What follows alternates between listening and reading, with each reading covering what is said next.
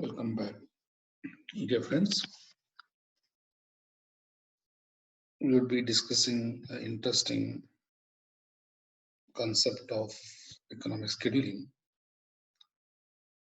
Let me take the whiteboard and start with my session. Hope you are enjoying some concepts here. So, as we were talking about, economic scheduling is not, this has to be pronounced as scheduling and not scheduling, is basically deciding which scheduling of power plants or power generating units. When I'm saying power plants, I'm assuming that the power system is connected with two or more power units, and the decision about which and at what percentage loading a power plant has to be operated, that is called as scheduling. And when I'm saying it is economic scheduling means scheduling the power plant operation such that the cost of the fuel, that is the input cost, is minimum possible. So that what is the concept of that and small derivation of that is what we are going to discuss in this small video. So look at this mathematically. Let us say that you have two units, a unit A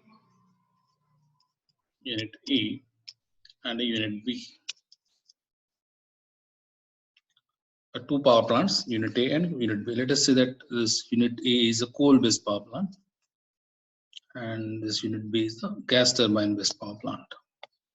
So from the thermodynamic perspective and based on the data which is available, we all know that the efficiencies, generally speaking, the efficiencies of the coal-based power plants, they are higher as compared to those of the gas turbine power plants. So if I plot the efficiency versus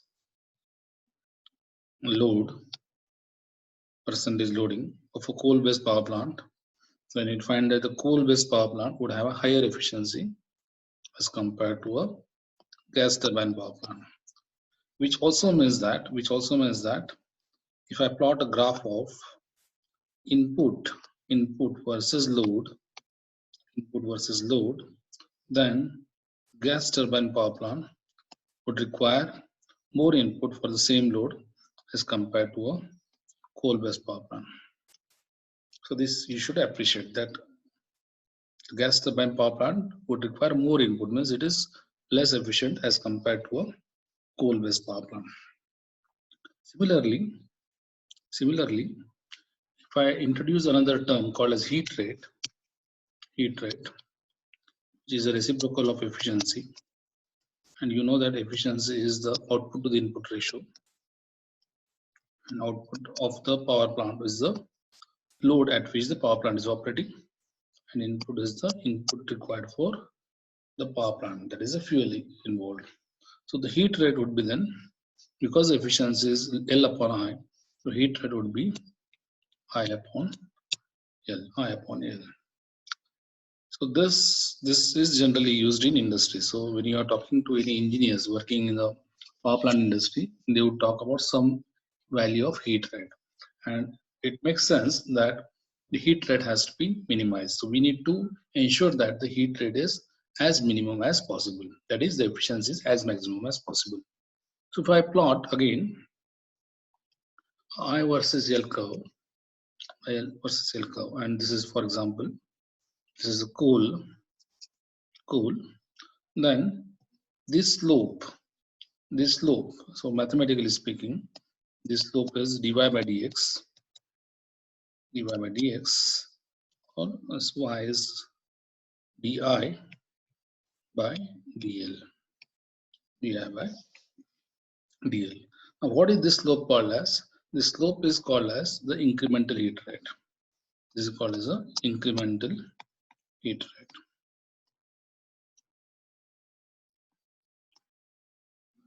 It means it captures what is the input required per unit output? Input required per unit output. Similarly, if you use, let me use another color for this. Just take orange. Okay. Suppose you take this is a gas turbine power plant. I have drawn this as on the upper side. I had drawn this on the upper side because this is less efficient. Similarly, if you take a slope of this, and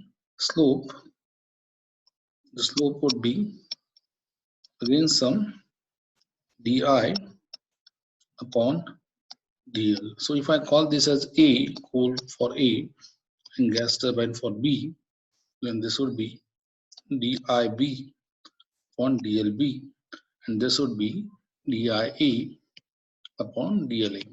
So again I repeat this. What is dia upon dLA? So dia upon dLA is the incremental heat rate for the coal-based power plant. And what is dIB by dLB? dIB by dLB is the slope of the GT curve, which is nothing but the incremental heat rate of the gas turbine power plant. Now to find out the economic loading, so as we said that the economic loading is what? The economic loading is such that the input, and what is input? Input is I of A, that is of coal, I of B. So the economic loading would mean that this has to be kept minimum. That is di upon, so in terms of mathematics, this has to be kept minimum. Di upon dLA is equal to 0. Where I is the combined, or if we want, I can put a C over here, C for combined.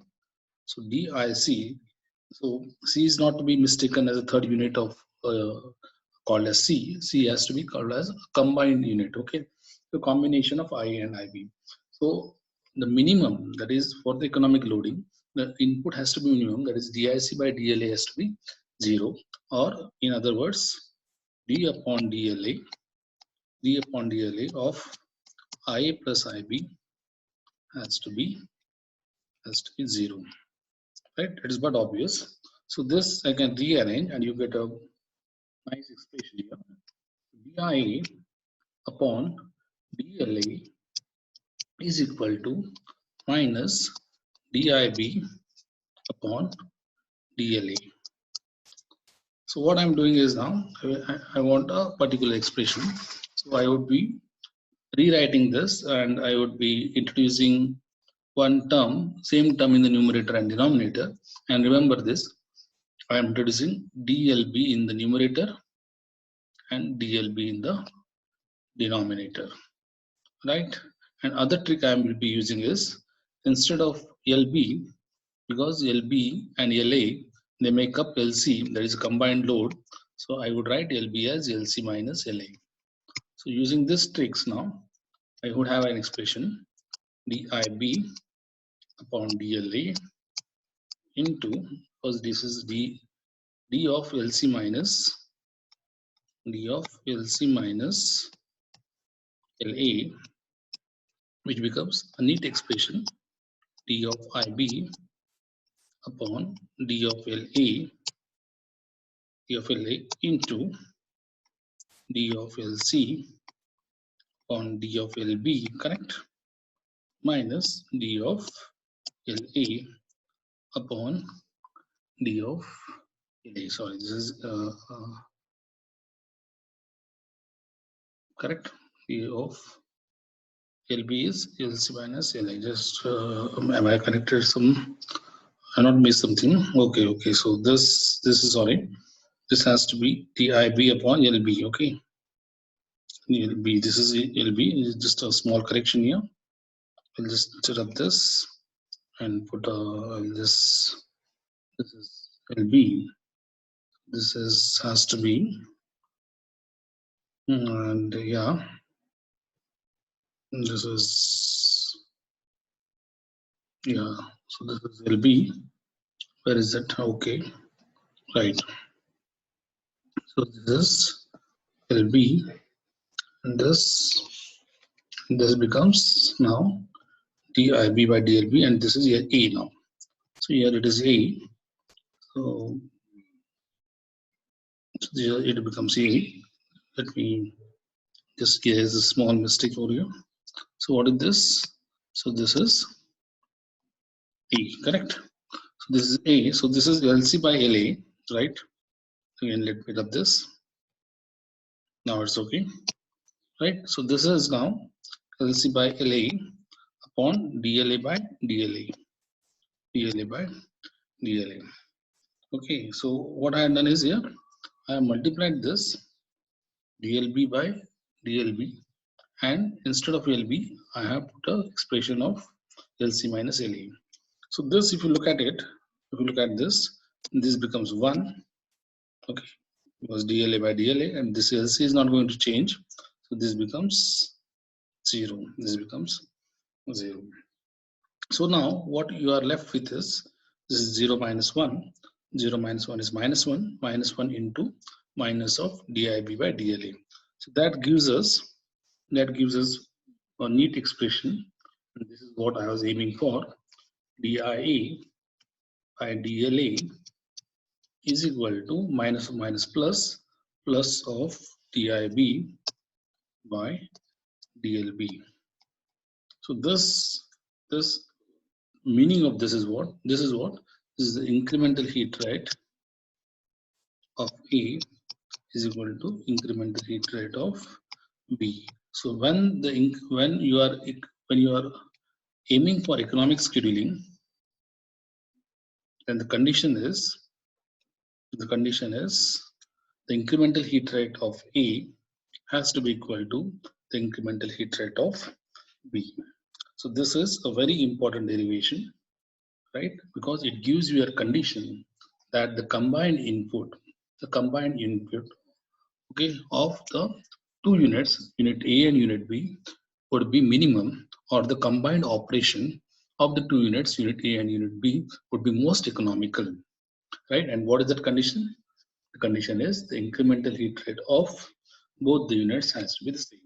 This can go on for different units. So if you take unit A, B, and C, the same way you can go and prove that the incremental heat rate for all the three units, if they are same, then the scheduling would be economic. So what practical advice we get is, if I want to schedule the operation of power plants, then this can be done, okay, by keeping the incremental heat rates as the same, right? And that gives you a principle of operation of economic scheduling, right? Thank you. Meet you in the next video. Let me stop this recording.